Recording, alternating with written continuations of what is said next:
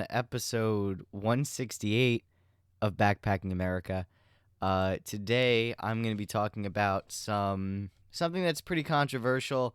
Um, it's the Freedom Convoy, or commonly known as the Trucker Convoy. And, I really struggled with this I wanted to make this episode for a couple of weeks now, and I've been struggling with like what position to really take on it, especially because I can't get accurate information as much as I'd like, at least. So I've been just kind of delving into both sides of this, and listening to some of the interviews Vice did with the trucker convoy people, and some things that Fox News did with the trucker convoy, some things that CNN did, MSNBC, some things on Twitter that I've seen. And honestly, like, I'm going to be honest, I really don't see these people as fascists. They're definitely right wing, just because of how they seek to remedy the problem, and, how they see, like, the reaction to the government. But overall, like, I really don't see them as bad people. And I personally see the vaccine mandate. So, like, this has economic undertones. A lot of them complain about, the cost of living, grocery stores, inflation, gas prices. And these have been things that have occurred even before the pandemic that were a strain on truckers. But the vaccine mandate made it harder for them basically to do their job. And it was the straw that broke the camel's back. I think, honestly, if we had, a society where people could be taken care of, where their housing was guaranteed, their jobs were guaranteed constitutionally, they had access to food as a right, their basic needs were taken care of because they were considered a right. I think that the vaccine passes and the mandate wouldn't really be a big deal because it would just be a mild annoyance at that point. So that's basically the premise of this whole thing. And I'd like to start off first explaining, like, my thoughts on the Emergency Powers Act. So with this Powers Act being invoked over, well, predicted discontent over mandates, it's really terrifying. And it's terrifying because this could be used against left-wing protests. So protest movements, regardless of content, the Emergency Powers Act can be used against. And that's really concerning. Now, I know some people are probably like, oh, well, look at what they're doing with the indigenous rights groups and Black Lives Matter and labor movement. This is nothing new to us. Now it's finally being expanded to the right wing. Yes, it is. But now that we're all equally being shot under this act, we should use this as a time to come together and bring people together and focus on a common goal. Because look, now the state is cracking down on us. Doesn't matter if you're right wing or left wing. Now we're all, a threat to liberal democracy in quotes. And that's because the capitalist system under liberal democracy views all these movements of the people as the same, not by their ideological stances. So a protest is a protest, and that protest will challenge what the government is doing and that it must be stopped. So what's done in Canada will be done to all Canadian movements, especially because they lack a wide array of protected freedoms that Americans have. And I'd like to also state, that, I know a lot of these participants are workers from both America and Canada. I know that they're forming their own police. They're voicing discontent with longstanding economic ills, and they're making clear demands. But this is far from a socialist uprising. I don't want anyone to think that, I think this is a workers' uprising truly, and that, they're trying to form a government by and for workers. The fact is, this is an uprising that is right-wing, but it's not fascist. I think people calling the truckers fascist are insane and so deluded in their analysis, and mostly they're just being reactionaries. The reason why I say that it's a right-wing movement is because they see the problems of society being resolved with limited government, free market economy. That's what makes it right-wing. They're not Nazis or anything. I've listened to a lot of these guys talk, and they just seem really, really fed up. They just want to be able to do their job easier. They just want to be able, because they're also like, we don't see anyone. We're literally, just to ourselves in our truck. We barely see people. So, like, what's the big deal? The real question here, though, is, like, how can the socialist left, so the Communist Party of the United States, the Communist Party of Canada, how can these two groups guide truckers and workers in general to coming to the conclusion um, their anger over vaccines is really caused by the anger over the economic woes. Because again, a lot of the the anger is underlying economic anxiety, and this just broke the camel's back. Because now it's like, because imagine like, you have like precursors to getting in the street to protest, and it's like, okay, it's harder to pay rent, it's hard to pay for groceries, but if they really come for my neck, I'm really gonna start swinging. Like, this is all a little annoying, but it's all these little annoyances adding up. But this one thing, this little annoyance of getting a vaccine and having to prove it, was just enough to pop the cork. Um, so sincerely, I think that anger of being mandated to get a vaccine or lose their job would not exist if jobs, food, and housing were constitutionally guaranteed, and we also nationalized gas, because the high gas prices as well are another underlying condition for this vaccine resentment. The left in general, but especially the communist left, which is really sad to see them kind of dropping the ball with this, but I mean, I kind of expected them to. It would make sense for the left as a whole, especially the communists, to show solidarity with truckers. Not necessarily on their vaccine stances, but on their economic stances. It's the duty of a communist to educate the people and stand with them, regardless of what they think about the vaccine. So, you know, these are workers. These are our fellow brothers and sisters united in labor. We got to be critical of vaccine hesitancy and greatly encourage it, because it is truly safe and effective. But because of the economic concerns they voice, we must absolutely stand with them. You know, and they're gonna argue with you against the vaccine, but the whole point should be to show that we're there to be together, you know, and show solidarity, not through our common issue with labor and labor violations. We can be critical of vaccine hesitancy and just be like kind of gently nudge them towards it, but the real goal is uniting around economic concerns.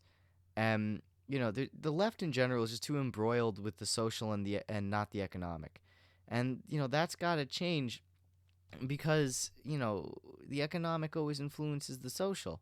You can't have a a really successful economic reform movement without focusing on economics as the primary cause. Um, it's very scary, especially seeing the the rampant decrease of it's just like, okay, so there's a lot of scary things about the Emergency Powers Act and how Canada's treating it. Like, again, like, I don't agree with the anti-vaccine sentiment. um I really don't see a big issue with it, but a lot of the liberals and the more socialist left, they're being belittling and condescending towards these workers, and they have a lot of other problems. These truckers that they have, they're really scared about you know globalization, and by that they mean like the economic shocks COVID caused because we're so interconnected. Basically, we don't produce anything in America anymore, and that needs to change. So when everything shut down overseas, there wasn't much stuff to deliver. So all these truckers were affected by this. They lost pay, they lost some benefits in some cases, they got laid off. And especially with the lack of international cooperation, because even though we're all interconnected, this led to really bad measures. And then there was the British Columbia floods, and that made it even harder for truckers to get through because of all the supply chain issues. There was the PCR tests and waiting time, so you had to get these tests like 72 hours before entry, and followed by another test upon arrival. So what happens if they test positive? What happens to their shipment? How does this affect their income? These are all questions that freaked out the truckers. So these are on top of the regular economic woes. These are like direct issues that affect the ability to do their job. You understand? I really feel for these guys, because they're just trying to like they if the left doesn't accept people with open arms, regardless of their opinions, it's gonna be like regardless of like their social opinions, I guess it's just you're not gonna have any real reform. We're not gonna have the housing crisis solved. We're not gonna have fair labor standards in place. It's really just gonna be like you know the right wing is literally just opening its arms to literally everyone that just doesn't like liberals. And the more condescending the left is, the more it's going to push people away. Like Trudeau is such a really embarrassing, honestly. He basically told the truckers that they're Nazis and told the conservative wing of the party, um, especially one representative who happens to be Jewish, and Trudeau called him a Nazi supporter. So that was fun. So they're ignorant. The liberals in general just really don't care about like the working person. That it's more just kind of like an aesthetic for them because most of them haven't worked a day in their lives. Like there's some stuff that I've seen where it's like, oh, honk if you're a big baby or something like that. Because a lot of the things the truckers will do is they'll honk their horns, to just be like beep beep beep beep, like get attention and stuff. And there's people saying, "Oh, they should be arrested because they're terrorists. This honking is making it impossible for me to sleep. You know, I can't go to bed, and that's why they're terrorists. And it's loud and it's sound torture." And it's like, dude, I'm not gonna lie, like maybe take some melatonin and put on a sound machine, or just go down there and talk to them. Like, don't be a narc and want your civil liberties destroyed so you can get some sleep, dude. Like, I'm not gonna hold you. You know, the Emergency Powers Act being invoked, for the first time in Canada's history, uh, over this is really concerning. And don't get me wrong, like they'll crack down on Black Lives Matter and they'll crack down on the indigenous rights movements, but now they're cracking down on the right wing too. And basically, the wealthy nations, all the those in power, really understand that the Canadian, like any populist movement, whether it's from the left or the right, is a danger to their hold on power. Because right wing populism or left wing populism doesn't matter. It's all against capitalism. It's all against globalization. It's all against, poverty. The only difference is really the positions on the social stances, whether it's left wing or right wing. Um, Personally, like I think the left is too obsessed with identity politics, and it's too obsessed with being correct all the time, and the right wing is just kind of like, yo, like this is really pissing us off, and it doesn't really matter like if it's the correct opinion or not. We think we have the answer, and we're just gonna advocate for that. And that's really just kind of like it just seems more chill to just be a part of the right wing than it is the left wing. And like because the left wing it's so internally policed that you can't even really get anything done, and it's stereotyped to the point where it's almost a joke.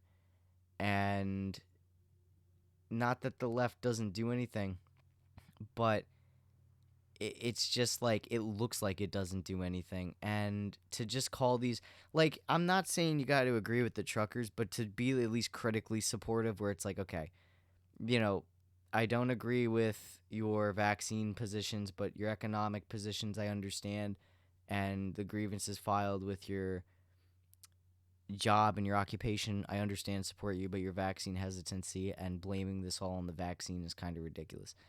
There's also, labor unions that have put out discontent against this protest. They're like, no, this is really stupid, like, blah, blah, blah. Um, you know, this is not like an actual workers' movement. You guys are just against the vaccine. But, to say that is really just off-putting and wrong. I think that, I feel like the union should just be kind of like, look, like your vaccine hesitancy is crazy, but like let's work together to try and get your labor demands met, your economic demands met. That's like I feel like the best way forward is to focus on the economic, and then the vaccine hesitancy will probably go down. And what's kind of crazy about it is like 90% of Canada, I believe, is vaccinated. What percent of Canada is vaccinated? Let's see here.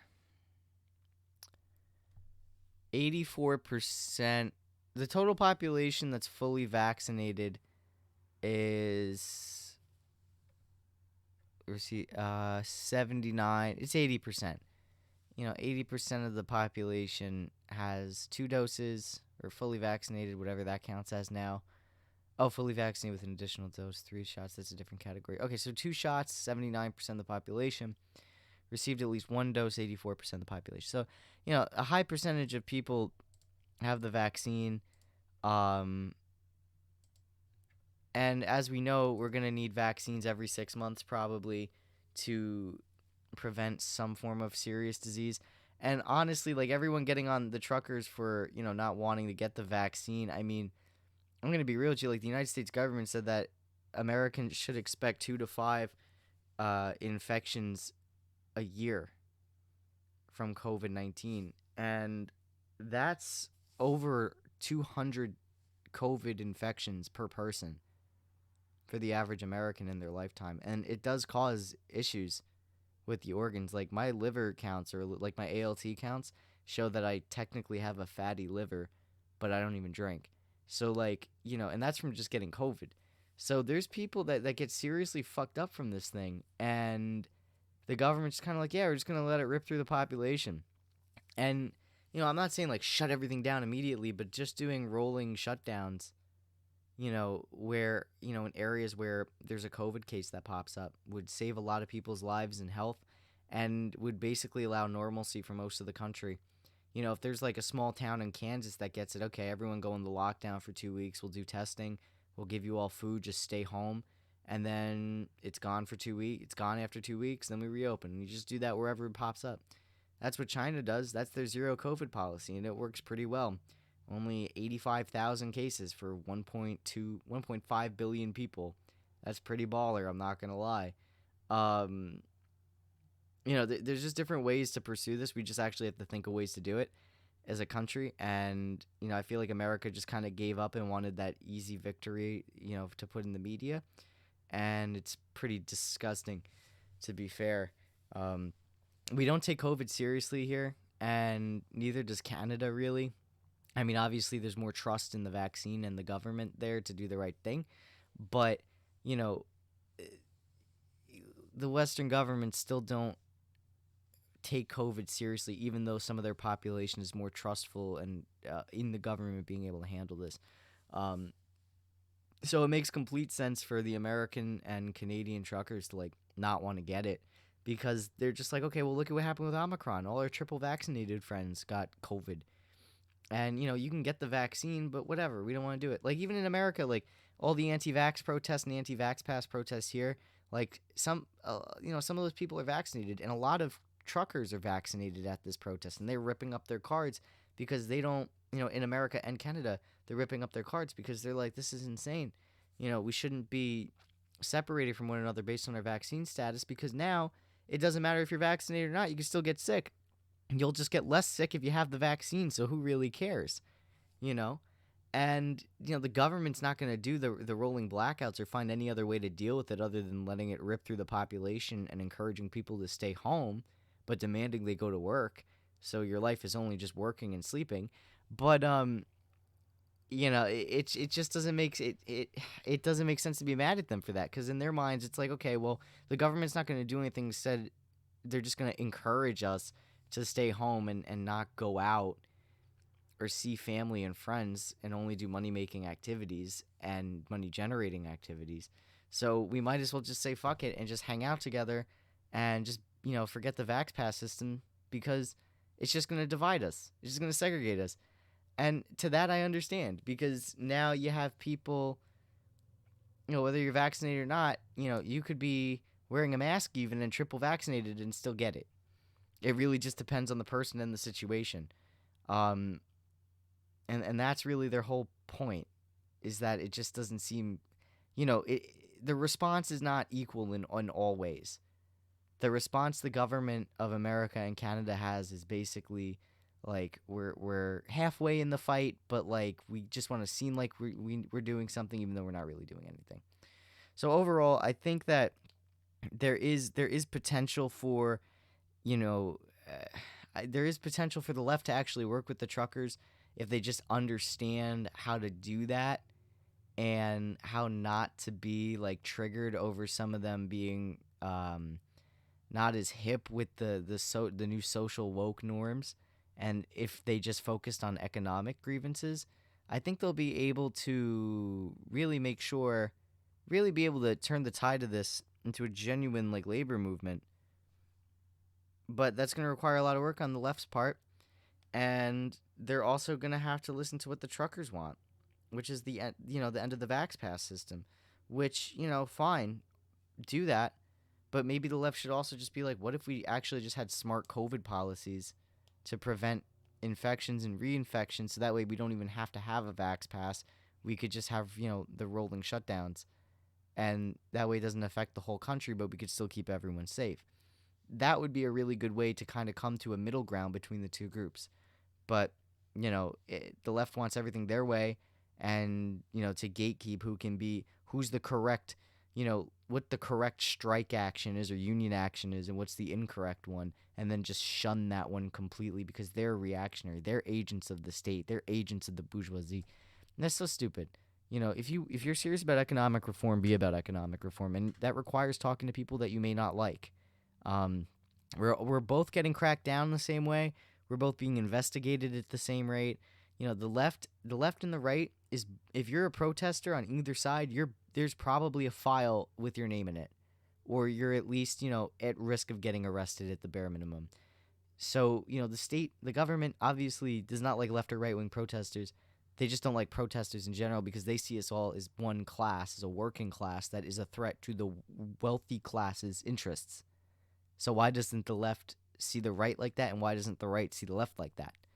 We should really all be coming together regardless of the social points of view and focus on the economic, and I think we'll actually get some serious gains out of that. So with that is the end of episode 168. Thank you again so much for everyone that's listening.